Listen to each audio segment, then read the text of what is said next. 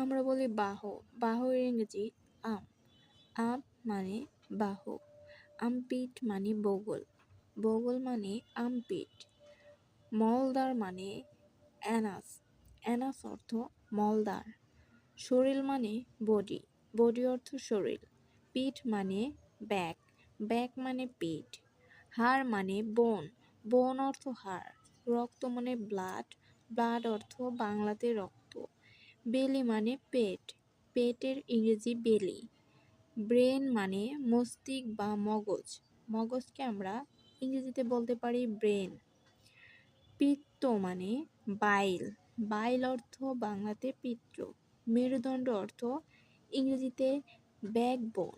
Backbone অর্থ মেরুদণ্ড। পাছা অর্থ ব্যাটক। বাটক অর্থ পাছা। পাছা